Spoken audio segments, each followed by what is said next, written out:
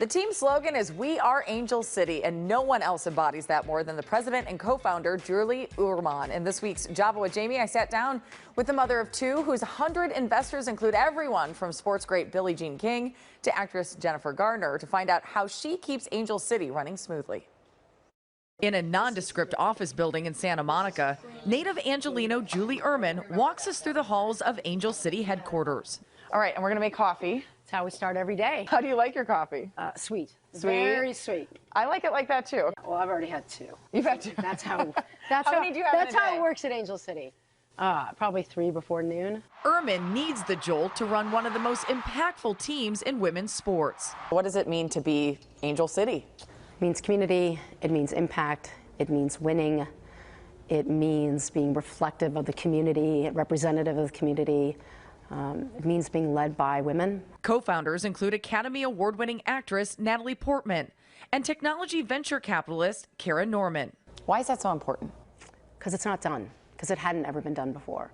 And the idea that we have really broken barriers and broke norms and built this with 3 female founders, a majority female ownership group, a majority female team, and are exceeding beyond anybody's wildest expectations, is something that I think defines Angel City. Angel City FC is now the most valuable National Women's Soccer League franchise, worth $180 million, according to Sportico. That's double that of the San Diego Wave. For us, it's really about telling our story, continuing to build attention and awareness for Angel City, how we've built this club differently, focused on mission and capital, how we give back to the community, how we include the community. That's how we judge success, and that's what we wake up every day doing. Uhrman believes the timing is right to keep the momentum going, not just for Angel City, but for soccer as a whole.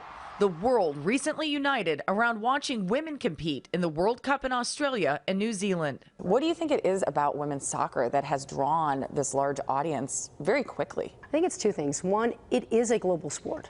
It's not just an American sport. It's a sport that's played everywhere, and it's actually the most popular sport everywhere but the United States. And then the second thing is, we have the best players in the world that consistently win, and people want to champion and support winners. So we have winners on a global landscape, which makes us the best in the world, not just the U.S., but the world. I think that's why it has the attention. That's why it has the support. Sometimes Uhrman is the spectacle. She's often spotted in the stands schmoozing with famous faces, investors in the team, and fans. I love how passionate you are about all this. Yeah, it's well, it's twofold. 1, it's what they deserve. 2 is it's working. And 3, we're doing it with our community. Uhrman has always had a passion for competition, first playing college basketball while getting her business degree. She then entered the world of gaming. We built Ouya, which was a Android-based game console and controller, storefront and SDK, so you could translate your touch controls. Are you the type of person who runs toward the fire? I run through the fire. Oh, wow. That's what I would say. It's whatever I want is typically on the other side of it. I do think a lot of it, though, comes from sports. And I think one of the reasons I'm equally passionate about building Angel City is how much you learn playing sports and making sure that young kids are continuing to play sports and not aging out or affording out. Uhrman's daughter, Elle, plays volleyball, while Angel City inspired her son, Charlie, to try soccer. Well, I love that it's your son who actually looked at the women and said, I want to play this sport. That's right. Yeah. That's part of the Angel City effect, too, isn't it? Absolutely part of the Angel City effect. Get men interested in women's sports, and not necessarily women's sports, but just soccer, and not look at it as a men or women's game. At some point, we want the world to look at sports without a gender filter, right? It's just incredible teams competing. And if you watch the NWSL and specifically Angel City, it is physical, it is aggressive, it is fast, it is beautiful, it is stressful, it is tense, anything can happen. And you know, I could be describing any sport, right? And ours have all of that. So if we just get you to a game, we know you become a fan. And that's what our team is so good at doing. And while Uhrman says making sure her team is fully supported is what keeps her up at night, she's realistic about her own self-care, or lack thereof. How do you balance being a mom and in this profession? I don't. You don't? No, I think balance is just not, it's not real. It's definitely easier that they're older, because they do have their own interests, but I've spent a lot of time trying to focus on being present and doing things together and including them in what I do. I think that's so refreshing to hear someone say you can't balance it. Yeah, not even close. Thank you. Yeah.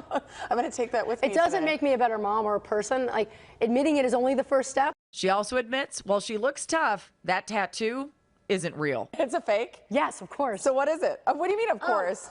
I'm a wimp. This is our slogan for the last couple of years, which is Valemos, which is let's fly. And so we have spirit stations at all the games, and the kids and adults can get tattoos and their hair colored. So it's just that every game I will go and get a tattoo and show my support. And it makes me look a little bit more badass than I am. The only way she says she would put herself through the pain is once her team wins a championship in the game she's grown to love. It's called the beautiful game for a reason. You really do fall in love with it. It is stressful. I mean, there's 30 seconds left, and we still think we're going to score a goal. It's really poetry. I mean, it really, and it, unlike basketball, it does take 11 players. Like, you have to work as a team to win.